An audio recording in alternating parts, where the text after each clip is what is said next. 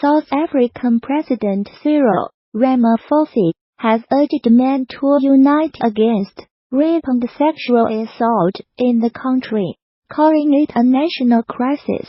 Women were being raped and killed on a continuous basis, and it was time to end gender-based violence, he said.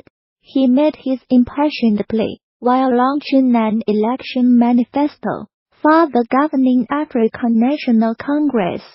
Some 40,000 rapes are reported every year, though this is thought to be only a fraction of the real total.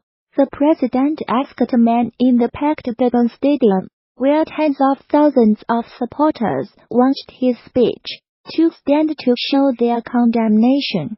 We have made huge strides in improving the position of women in society. However, gender-based violence is a national crisis that we are determined to end, so that all South African women and girls may live in peace, safety and dignity, he said. The emancipation of women requires a change in attitudes and the material conditions that perpetuate the oppression and marginalization of women. He outlined a number of measures to achieve this, including harsher sentences for perpetrators and better skilled police and prosecution authorities to improve the capacity to investigate and prosecute all crimes. It is important that children learn from a young age to respect one another as equals and not to resort to violence in situations of stress and conflict. Overall, his speech sought to mark a clear break with a decade of drift and misrule under his predecessor. Jacob Zuma, BBC Africa correspondent Andrew Harding reports. Mr. Ramaphosa promised competence and honesty, barely addressing populist issues like land reform, and focusing instead on ways to tackle rural poverty and the world's highest rate of youth unemployment. Our correspondent adds, South African police recorded 40,035 rapes in the 12 months leading to 31 March 2018, an average of 110 each day. The fact-checking organization Africa Check reported last year. This represented a slight increase on the previous year, which saw 39,828 recorded rapes. The United States military says it has killed 62 fighters from the Islamist group Al-Shabaab in 6 airstrikes in Somalia. 4 airstrikes on Saturday killed 32 militants, and a further 2 on Sunday killed 28, it said in a statement. These were the deadliest air attacks in Somalia since November 2017, when the United States said it had killed 100 militants. Somalia has seen a sharp increase in the number of airstrikes and casualties since President Donald Trump took office in the United States in January 2017. A tally by the Bureau of Investigative Journalism reveals that at least 400 people have been killed in airstrikes since the beginning of 2017, far more than the previous 10 years combined. The latest strikes bring to at least 40 the number carried out in Somalia so far this year, compared with 35 recorded in 2017. The United States has a huge military base in neighboring Djibouti, from where it launches attacks on the militants. Mr. Trump gave the United States military greater authority in March 2017 to attack militants in Somalia.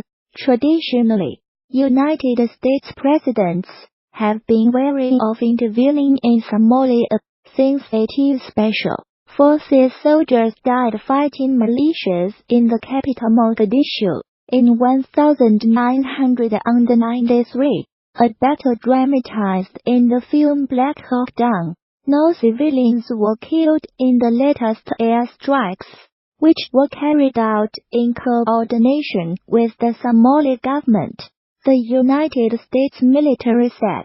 Alongside our Somali and international partners, we are committed to preventing Al-Shabaab from taking advantage of safe havens from which they can build capacity and attack the people of Somalia, the United States Africa Command said. Al-Shabaab, which is linked to Al-Qaeda, has not yet commented on the latest strikes. Somalia-based security think tank the High Royal Institute said in a report published in November that Al-Shabaab had been forced to change tactics following the upsurge in airstrikes. The institute said the group was now conducting fewer mass attacks on military bases, but attacks on government offices and businesses which refused to pay its taxes had increased markedly. The United States State Department, in its most recent report on terrorism, described Somalia as a terrorist safe haven, and said Al-Shabaab remained a threat. Despite suffering setbacks, the group retained control over large parts of the country, and the ability to carry out high-profile attacks, using suicide bombers, explosive devices, mortars, and small arms. The report added, 2 Scandinavian women tourists have been found dead in Morocco, with kids to their necks, the country's interior ministry said. Both bodies were found near the town of Imlia in the high Atlas mountain range, near the foot of North Africa's highest peak, Mount Dabco. The women, from Denmark and Norway respectively, have not yet been named. A police investigation has been launched into their deaths. The Interior Ministry statement said. A poacher has been ordered to watch the Disney film Bambi repeatedly after he was convicted of illegally killing hundreds of deer.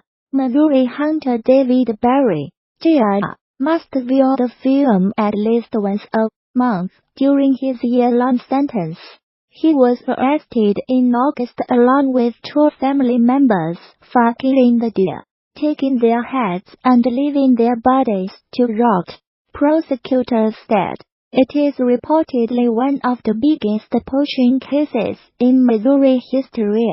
On top of the jail sentence for the illegal deer hunting, Judge Robert George ordered Barry Jr. to view the Walt Disney movie Bambi, with the first viewing being on or before December 24, 2018, and at least one such viewing each month thereafter, during his spell in prison. The 1942 cartoon about woodland creatures shows a hunter kill the mother of eponymous deer character Bambi. A months-long investigation, spanning several states, led to the arrest of Barry Jr., his father David Barry, Sr., and his brother Kyle Barry, according to local newspaper, the Springfield News Leader. While the total number of deer taken illegally is unknown, Lawrence County's conservation agent Andy Barnes said it could be several hundred. Barry Jr. received a year-long sentence in Lawrence County Prison after pleading guilty to illegally taking wildlife.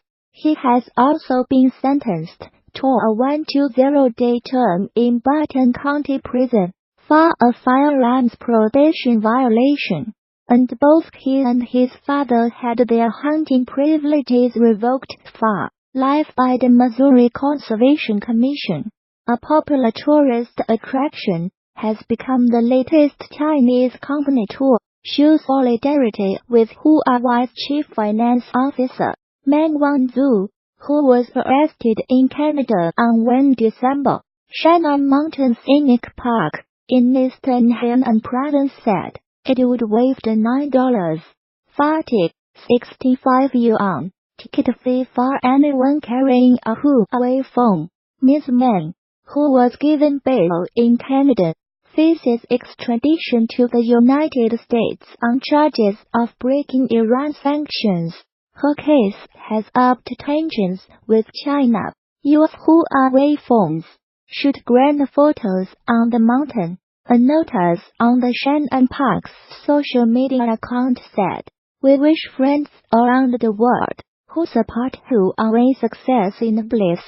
The offer would last until 29 December, the South China Morning Post reported, but it was met with some criticism among China's social media users, who claimed it was discriminatory. Huawei phone owners are being offered other enticements too. They can get a 20% discount at a bar in Beijing. Seen in Beijing, bring a Huawei phone and get 20% off. Similar to this story, we covered yesterday https://t. COQXL1IYPQLPIC. Twitter.com Sokolov.